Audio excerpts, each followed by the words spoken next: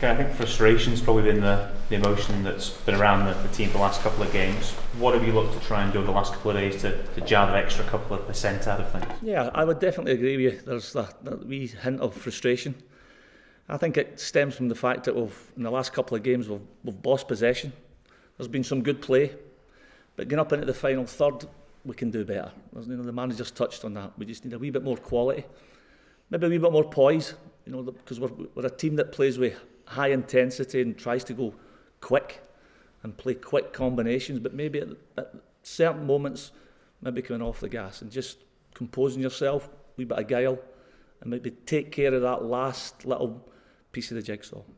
But other than that, there's been some good stuff amongst this little sort of blip. One of the pluses for playing with a club this size, you get fantastic support when things go well, when things don't quite happen. Sometimes there are a few mumps and moans, a few groans from the stands. As a guy who's played for big clubs and dealt with that expectation, what advice do you give to the players? That's part and parcel of playing with a club with this stature. Expectation level was low when we arrived here. I think we've made that's been strengthened. Expectation level is most definitely back. I think that's off the back of a good European run. But that's the demand of playing a club like this. This is why you want to beat a club like this, because you're not only are you under the microscope for the game, you're under the microscope of every minute of every game, which is where top players want to be. The manager's been pretty clear with the players the last few weeks in terms of you don't do the job, manager looks to bring in new players who will do the job to the level required, and the players accept that. Is this a very key period coming up then for the players to prove their worth and to stop you going out in January? Absolutely. There's a run of games leading up to the international break which are not, I wouldn't say crucial, but they're very, very important. We've got a European tie in there as well.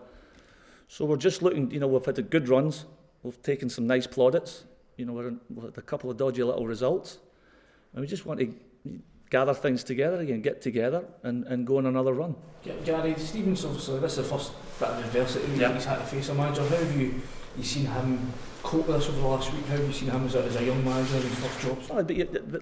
As a manager, yes, but as a player, he's had plenty of disappointments. He's had some massive highs, that's never in question.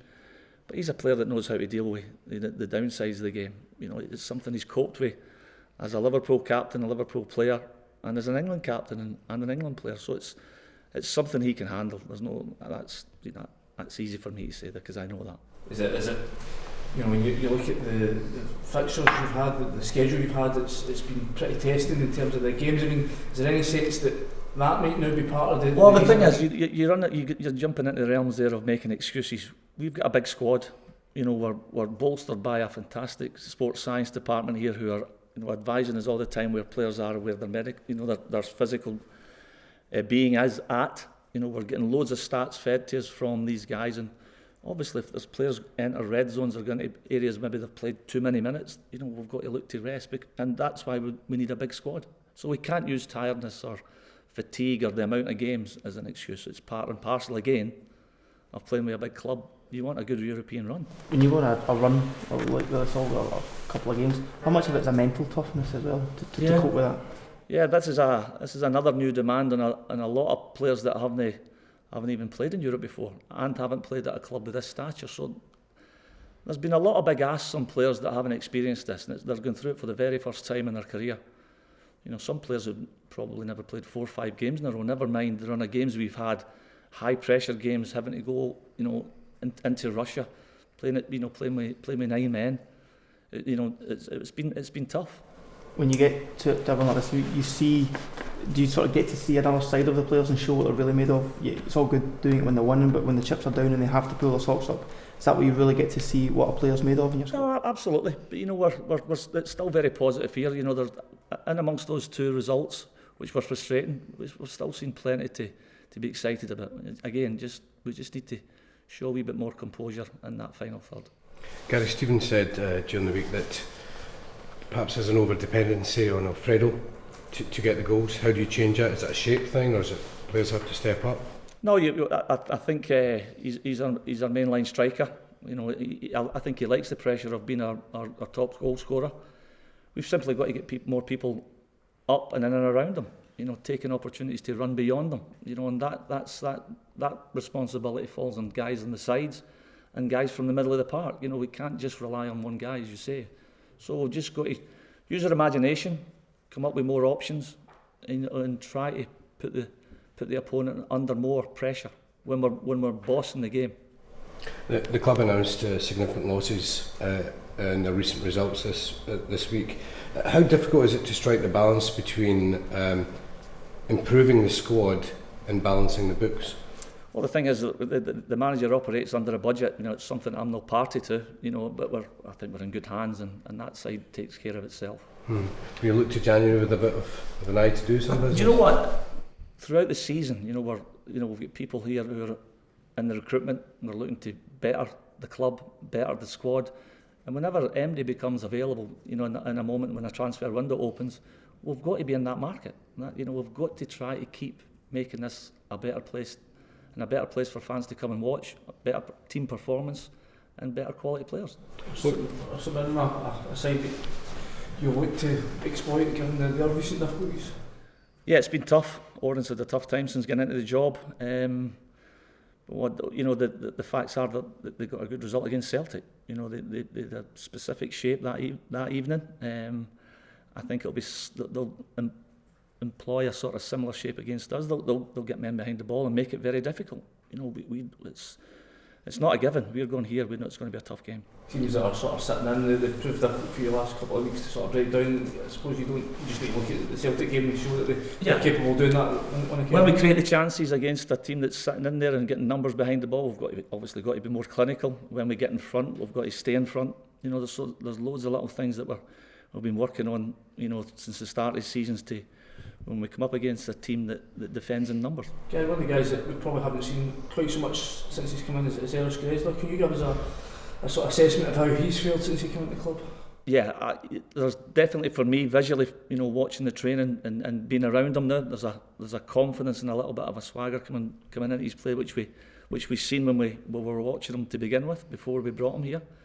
So I see a player that's getting very, very close now, and he's certainly shown more confidence around the building, and on the training pitch, and I'm pleased for him because he's an exciting player. Is it taking time to sell? Obviously, had his injury when he came in. Is that the reason for it? Do you think? Yeah, there's that. There's obviously, watching clips when he played at Osijek. The thing that stands out when you watch them play there was nobody there. There was nobody watching. All of a sudden, he's coming to a place where there's 55,000. It's different. You spoke about Alfredo. We saw the good and bad of him in midweek. He comes in, he gets a goal, as he tends to always do.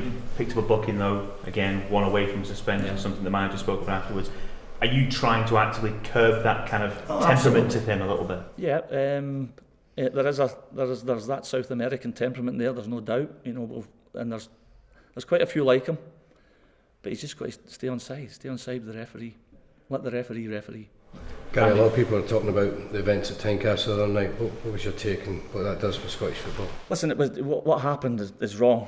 But the thing for me, the positive thing to come out from what happened the other evening was what I've seen today in the last couple of days is the coming together of the two clubs to fight it together, because we can't have that in our game. So it's good that the two Edinburgh clubs are going to try to rid us of this together.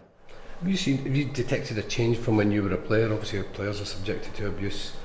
From when you were there as a player to the current? No, not necessarily. No, it hasn't changed. It's always been there. It's part and parcel. And just on the expectancy around the club, you've been part of this club for a while now. You've followed them for a long time. What does a player need to survive here? What's the key attribute to deal with that expectancy?